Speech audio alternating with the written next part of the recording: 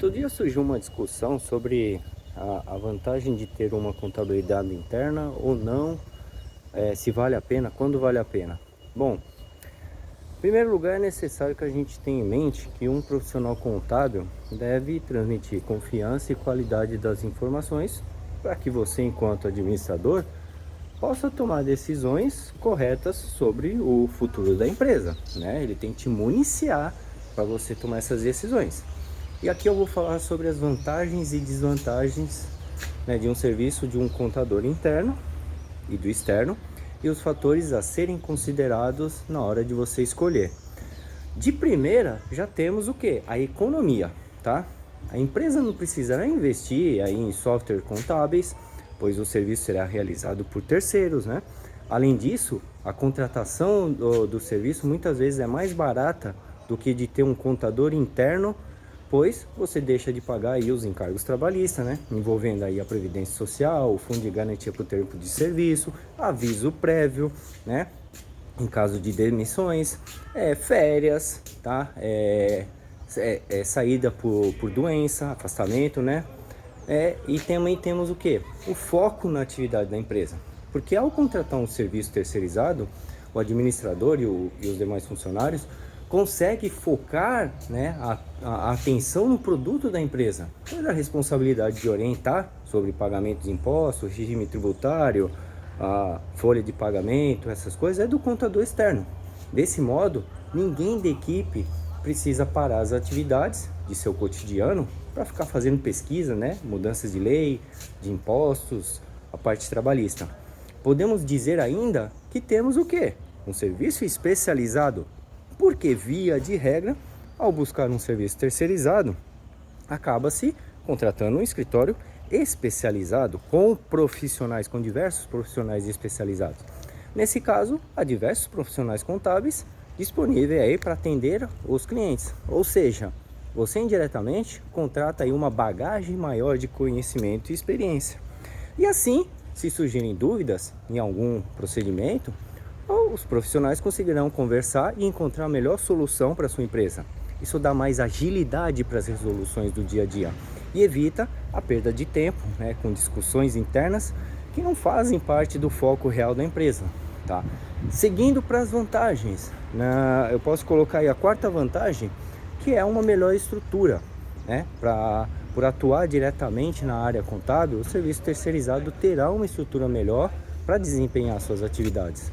Isto é, já você terá uma empresa contratada com software específico para fazer a integração entre documentos, os lançamentos de notas fiscais, gerar os balancetes e o balanço.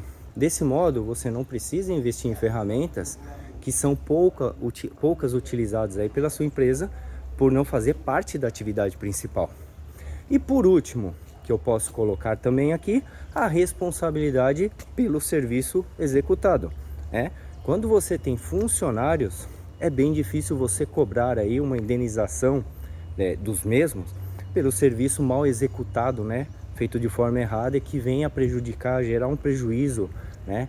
É um trabalho árduo conseguir fazer isso. O que não acontece quando você contrata um profissional com um contrato particular firmado entre as partes, em que via de regra, né, devido à profissão contábil ter um órgão de classe que possui um modelo de contrato para isso e que exige que seja colocada a cláusula de responsabilidade técnica, né? Também existem regras que determinam os procedimentos quanto à responsabilidade para uma prestação de serviço do contador. Então, existe uma maior garantia, né, de você conseguir buscar a compensação pelo prejuízo. Além disso, temos aí como desvantagem ao contratar pelo regime CLT os custos de encargos trabalhistas, né?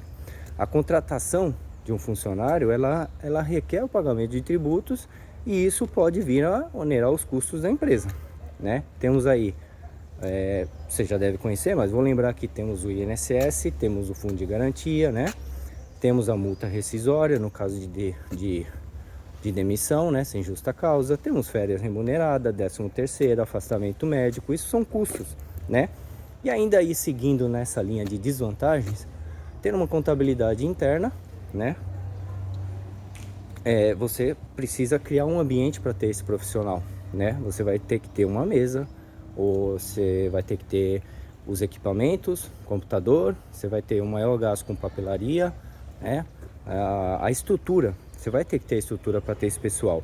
E também às vezes, né, dependendo do tamanho da empresa, você vai ter que ir para um lugar maior para absorver esse pessoal, né?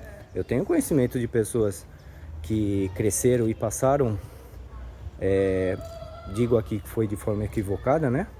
Mas passaram por modo de contabilidade interna e tiveram que mudar para um lugar de 100 metros quadrados a mais, né? Isso é um custo.